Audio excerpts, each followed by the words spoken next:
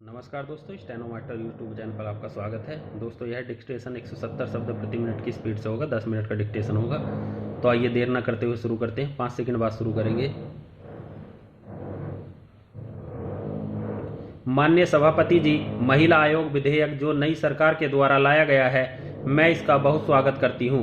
यद्यपि मैं यह बात यहाँ कह देना चाहती हूँ कि भारत इस प्रकार का एक रूप धारण करे जब न तो अनुसूचित जाति और जनजातियों के लिए किसी प्रकार के आरक्षण की जरूरत पड़े, न ही किसी महिला आयोग विधेयक की जरूरत पड़े, न ही किसी पुरुष आयोग विधेयक की जरूरत पड़े, न किसी मंडल आयोग की जरूरत पड़े। जब इस प्रकार के आयोगों की जरूरत पड़ती है, इसका मतलब है कि समाज में कहीं न कहीं भीषण रूप से असमानता है और उस असमानता को दूर करने के लिए ही ये अस्वाभाविक तरीके और पद्धतियां अपनाई जा रही हैं। मैं इसका स्वागत करने के साथ साथ एक बात और निवेदन करना चाहती हूं कि महिला आयोग विधेयक को मैं नहीं मानती हूं कि यह महिलाओं के ऊपर कोई बहुत बड़ा उपकार किया गया है, बल्कि मैं मानती हूं कि सदियों से हमारे देश में विकृत मान्यताओं के कारण महिलाओं की शक्ति को जिसे कम आंका गया है, उस अपराध का, उस भूल का इस विधेयक के द्वारा प्रायश्चित किया जा रहा है। इस विधेयक के द्वारा महिलाओं को नई शक्ति प्रदान करने के लिए प्रयत्न हुआ है। हाँ, कुछ सामाजिक परिवेशों के कारण महिलाओं को स्वयं अपनी शक्ति प्रदान नहीं की जा रही है, क्योंकि महिलाओं को स्वयं अपनी शक्ति का अंदाजा नहीं रहा और कुछ ऐसी मनस्थिति लोगों की बनी जिसके कारण महिलाओं की शक्ति को जानबूझ करके कम आंका गया है। अन्यथा आज भी उदाहरण के रूप में देख सकते हैं कि महिलाएं, यदि हम शारीरिक दृष्टिकोण को छोड़ दें तो मानसिक दृष्टि से और भावनात्मक दृष्टि से महिलाएं पुरुषों से कहीं ज़्यादा शक्तिशाली होती हैं। मैं सभी माननीय सदस्यों से करबद्ध निवेदन करना चाहती हूं कि चाहे कोई मामला हो, अनुसूचित जाति और जनजाति का मामला हो, चाहे महिलाओं का मामला हो, मनोविनोद कर सकते हैं। सदन की परिपाटी में मनोविनोद शामिल है और उसका सम्मान भी है, लेकिन मनोविनोद इस सीमा तक न ले जाएं जिससे किसी विषय की गंभीरता कम हो जाए। मैं कल से यह बात देख रही हूं, जब से महिला आयोग विधेयक पर चर्चा हो रही है। इस विधेयक की चर्चा के दौरान मैंने कल भी देखा कि मनोविनोद इस सीमा तक पहुंच गया कि मुझे इस बात का आश्चर्य हुआ। महोदय, माननीय सदस्य इस सदन के अंदर उपस्थित हैं। वे बीच बीच में इस प्रकार के मनोविनोद, हास्य परिहास से क्या सिद्ध करना चाहते हैं? क्या महिलाओं के बारे में वे संकुचित और विकृत दृष्टिकोण रखते हैं? इसलिए मेरा सभी माननीय सदस्यों से निवेदन है कि संक्षेप में मुझे मेरी बात कह लेने दे और अपनी बात को समाप्त कर लेने दें।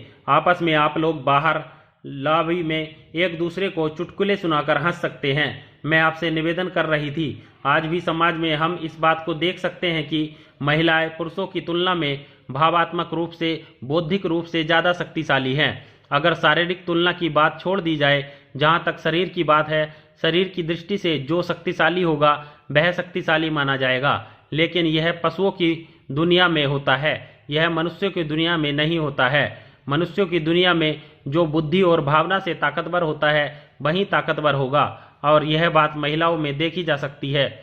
मान लीजिए किसी का पति गुजर जाए तो आप विधवा महिलाओं को बहुत सख्ती के साथ अपना निर्वाह करते हुए देख सकते हैं, लेकिन पत्नी के गुजर जाने के बाद पतियों की क्या हालत होती है वह मुझे बताने की ज़रूरत नहीं है, यह बहुत सारे लोगों को मालूम है। कुछ बातें ऐसी होती हैं जैसे दवाई घर में सिर दर्द, कैंसर और बुखार आदि की दवाएं दी जाती हैं, लेकिन दवाई बेचने वाले के लिए यह जरूरी नहीं है कि उसने स्वयं भी उन बीमारियों को भुगता हो, इसकी उसके लिए आवश्यकता नहीं होती है। मैं आपके सामने उल्लेख कर रही थी कि इस विधेयक के माध्यम से महिलाओं को यह अवसर प्रदान किया जा रहा है कि वे अपनी शक्ति का अनुभव करें, जो शक्ति उनके अंदर निहित है। आप लोग यह मानते हैं कि इस विधेयक के आने के बाद भी महिलाओं को तब तक लाभ नहीं होगा जब तक गांवों में रहने वाली अनपढ़ महिलाओं को, जिनको यह जानकारी भी नहीं हो पाएगी कि हमारे बारे में भी इस तरह का कोई विधेयक संसद में लाया गया है। इसलिए माननीय मंत्री महोदया, जिन्होंने इस प्रस्ताव को रखा है, मैं उनसे निवेदन करना चाहती हूं कि इस विधेयक का प्रचार किया जाए। महोदय, देश में भावनात्मक एकता की परिकल्पना की जाती है, उसके संबंध में बहुत कुछ कहा भी जाता है। कौन सी ऐसी संस्थाएं हैं जो भावनात्मक एकता की कड़ियों को मजबूत करने के काम में लगी हुई हैं? ऐसी कौन सी भावना है जो सबको एक सूत्र में बांध कर रख सकती है? क्या यह काम आर्थिक विकास के माध्यम से या सामाजिक न्याय की स्थापना से या फिर सद्भावना दिवस के मनाने से पूरा हो जाएगा, या फिर अंग्रेजी भाषा यह काम करने में समर्थ हो जाएगी। आर्थिक विकास से सुख सुविधाओं में बढ़ोतरी होगी, सामाजिक न्याय से असमानता समाप्त हो जाएगी। अंग्रेजी भी यह काम न कर सकेगी, इसलिए कि उसका जन्म इस धरती की कोख से नहीं हुआ। भावनात्मक एकता की कड़ियों को मजबूत करने का काम हिंदी ही कर सकती है। आज हिंदी जनभाषा बन चुकी है और उसकी जड़ें जनमानस की भावनाओं तक पहुंच चुकी हैं। इन्हीं भावनाओं की एकता की भावात्मक एकता है।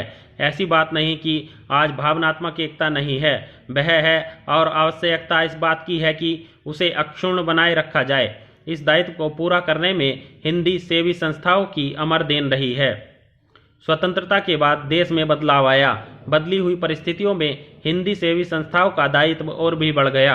आज कई एक राज्यों में हिंदी को सरकारी पाठ्यक्रम में स्थान मिल चुका है, पर कुछ राज्यों में अभी भी हिंदी शिक्षा का विषय नहीं है। हिंदी क्षेत्रों में हिंदी द्वितीय भाषा के रूप में पढ़ाई जाती है। अंग्रेजी को तृतीय स्थान प्राप्त है, पर अंग्रेजी के मुकाबले हिंदी के पढ़ाई के घंटे कम होते हैं। कुछ राज्यों में हिंदी बोर्ड की परीक्षा का विषय नहीं है और कुछ राज्यों में केवल कम से कम 20 अंक ले लेना पर्याप्त हो जाता है। अतः हिंदी को द्वितीय भाषा का स्थान प्राप्त होते हुए भी उसकी बड़ी दयनीय स्थिति है। विश्वविद्यालयों में हिंदी शिक्षण की समुचित व्यवस्था है, पर पढ़ने वाले विद्यार्थियों की संख्या सीमित होती है।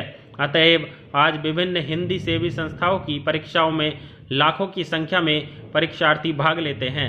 इन संस्थाओं के स्नातक भाषा और ज्ञान में विश्वविद्यालयों के स्नातक से कम नहीं होते। अतः आज हिंदी सेवी संस्थाएं इस अभाव की पूर्ति करती हैं, वे उनकी पूरक हैं। महोदय, अधिकतर हिंदी भाषा का प्रचार का माध्यम उनकी परीक्षाएं हैं। इन परीक्षाओं की प्रतिमानीकरण का जब प्रश्न उठ खड़ा होता है तो उनकी पवित्रता, व्यवस्था और संचालन को लेकर नाना प्रकार के आरोप लगाए जाते हैं। आरोपों का जहां तक प्रश्न है वह हिंदी परीक्षाओं तक सीमित नहीं है। विश्वविद्यालयों की परीक्षाएं भी संदेहास्पद हो गई हैं। परीक्षाओं में छुरा दिखाकर नकल मारना, उत्तरों को लिखाना और उत्तर पुस्तिकाओं को बदल देना तो एक आम बात हो गई है। सरकारी और विश्वविद्यालयों की परीक्षा व्यवस्था पर लाखों रुपया व्यय करने पर भी उसकी पवित्रता जब बनाए नहीं रखी जा सकती, तब हिंदी परीक्षाओं की प्रामाणिकता पर लगाए जाने वाला आरोप बेकार सा लगता है। हिंदी के प्रचार प्रसार का कार्य सिर्फ भाषा मात्र का कार्य नहीं है, वह भारतीयता के उन्नयन एवं विकास का भी कार्य है। हिंदी एवं भारतीय संस्कृति को बराबर उजागर करना भी मुख्य कार्य है। हिंदी जन आंदोलन की भाषा बनी। जनता में राष्ट्रीय चेतना जागृत करने के लिए हिंदी को राष्ट्र के नेताओं ने अपनाया। राष्ट्रीय नेताओं के आदर्शों को अपनाकर हिंदी का प्रचार प्रसार देश भर में फैला और अबाध गति से चल रहा है।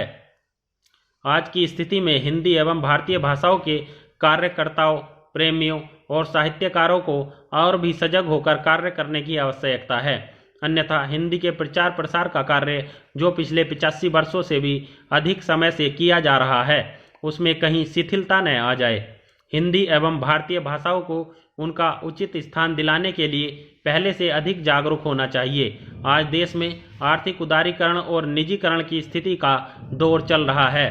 इस उदारीकरण के साथ विदेशी कंपनियां, विदेशी बैंक भारत में अपना प्रवेश कर रहे हैं, अपना पूंजी निवेश बढ़ा रहे हैं और नई कंपनियां, विदेशी बैंक भारत में अपना प्रभाव बढ़ा रहे हैं। विदेशी कंपनियां अपनी पूंजी निवेश बढ़ा रही हैं, नई कंपनियां लग रही हैं, अर्थात भारत में नई औद्योगिक नीति जोर पकड़ती जा रही है।